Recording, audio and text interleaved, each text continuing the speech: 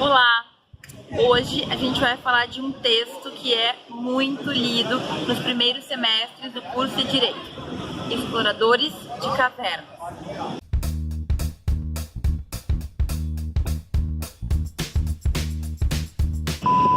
Bom, pessoal, esse texto está disponível na internet em diversos sites. A gente consegue baixar ele em PDF ou ler mesmo online. E também existem versões impressas como livro. Então é um texto que é muito fácil de ser acessado. Em vídeos futuros eu vou falar mais sobre esse texto, eu vou aprofundar melhor os argumentos, mas hoje eu queria muito que vocês fossem instigados a lê-lo. Como eu falei, esse texto ele é top 5, sei lá. Ele é um dos textos mais lidos por estudantes que estão iniciando o estudo do direito. Isso acontece porque ele vai tratar de diversos conceitos básicos, diversos temas que a gente tem então que ter logo nesse primeiro contato jurídico. O texto ele não é de difícil leitura, mas se a gente não entende alguns conceitos iniciais, a gente tem dificuldade de entender. Bom, e o que trata então esse texto do caso dos exploradores de cavernas? Basicamente, eu vou resumir bem sucintamente a história, mas basicamente era um grupo de amigos, um grupo de pessoas que gostava de explorar cavernas. Então eles faziam expedições para explorar, para verificar, para estudar algumas cavernas da região. Eles planejavam isso lá no lugarzinho do clube deles. Eles tinham, né, uma associação, um clube de exploradores de caverna. Então eles iam lá e exploravam aquela região.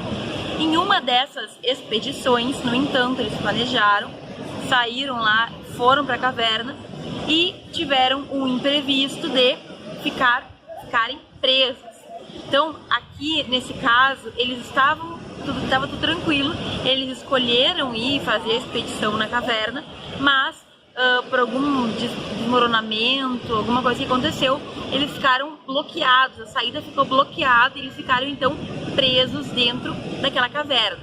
O que acontece? Eles não tinham comida, eles não tinham água suficiente para se manter muito tempo, certo? Eles iam ficar lá algumas horas numa caverna, eles não se prepararam para ficar muito tempo. E a saída daquela caverna ia ser muito complicada, foi muito complicada. Por quê? Porque o desmoronamento tapou, enfim, caiu muita terra, caiu muita pedra e seria necessário vários dias de trabalho, então, para se liberar aquele local. Quando se deu falta daquelas pessoas, daqueles homens, foram atrás, então, daquela caverna que eles estavam pesquisando e encontraram ela bloqueada e logo perceberam, então, que eles estavam em apuros. Esses homens ficaram vários dias lá dentro. Em determinado momento houve uma comunicação por rádio, certo? Porque eles estavam com o rádio dentro da caverna que conseguia se comunicar com o pessoal de fora da caverna. E o que aconteceu? Nós tivemos então essa comunicação em que as pessoas que estavam dentro da caverna começaram a questionar o quanto eles poderiam sobreviver sem comer, né? Porque já estavam sem suprimentos. E chegou um momento em que eles começaram a pensar sobre se alimentar de carne humana, ou seja, sacrificar um dos integrantes, das pessoas que estavam ali na caverna, para as outras sobreviverem. Quando eles perguntaram então para o pessoal de fora da caverna quanto tempo faltaria para o resgate, eles disseram que no mínimo mais 10 dias. Estava muito complicado. Com a busca de retirar as pedras, etc., novos desmoronamentos aconteceram e com isso algumas pessoas inclusive faleceram, pessoas, os operários que estavam lá tirando, pessoas morreram, várias pessoas morreram. Então estava muito complicado. Eles perguntaram quanto tempo mais quanto tempo mais demoraria para eles serem retirados. Aí foi dito que mais de 10 dias, porque estava muito difícil, e eles perguntaram quanto tempo mais eles sobreviveriam. E eles não sobreviveriam sem comer mais 10 dias. Eles já estavam há 20 dias lá dentro. E aí eles fizeram uma pergunta que não foi respondida por ninguém. Eles perguntaram se havia um juiz, um delegado, um padre ou um médico que pudesse responder, que pudessem responder a questão de que Poderiam então eles assassinar ou enfim sacrificar um homem dentro da caverna para que os outros sobrevivessem? Ninguém respondeu.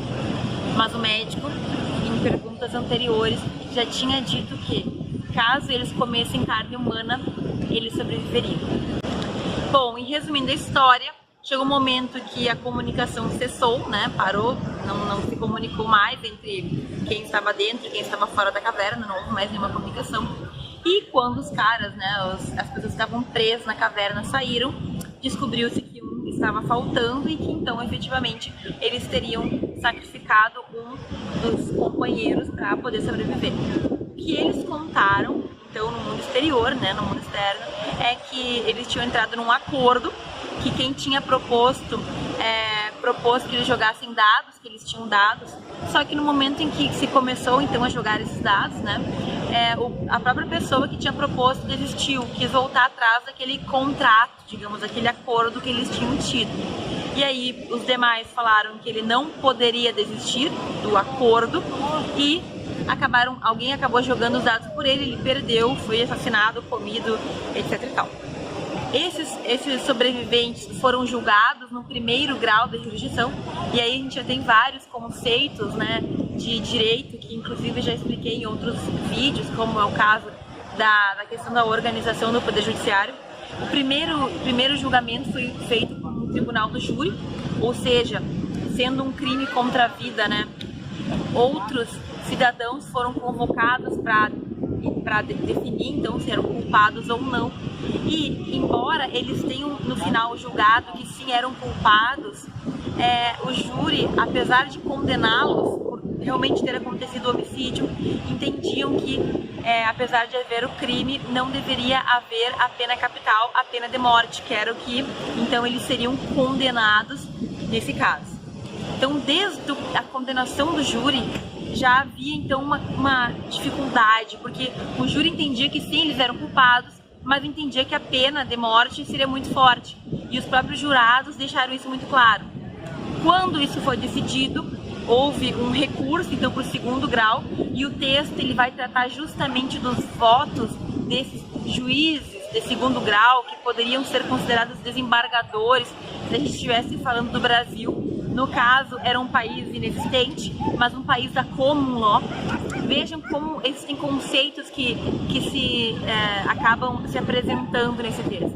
Então, common law, civil law, questão dos graus de jurisdição, questão de recursos, certo? Vários pontos que são muito básicos, que se a gente não tiver ideia, a gente não entende o texto. Mas, nesse texto, então, nesse livro, a gente vai ter o voto de cada um desses juízes, que vão levantar pontos filosóficos, pontos éticos, pontos legais, certo? Então, é um texto muito rico, muito rico. Hoje eu não vou aprofundar demais, até porque eu quero que vocês leiam primeiro o texto e entendam, então, todas as sutilezas, mas saibam que é desse julgamento, então, em segundo grau da jurisdição, que a gente vai ter a resposta sobre se esses homens que comeram uma outra pessoa para sobreviver, se eles devem ser condenados à morte ou não. O que vai acontecer com eles? Tem que ler o texto para saber. Só para deixar claro, tá? Eu fui bastante superficial ao explicar esse texto. Não é simplesmente, vai ser condenado ou não vai ser condenado. Existem vários fatores que os juízes tiveram que analisar. Por exemplo, a lei determina que quem mata outra pessoa tem que ser morto.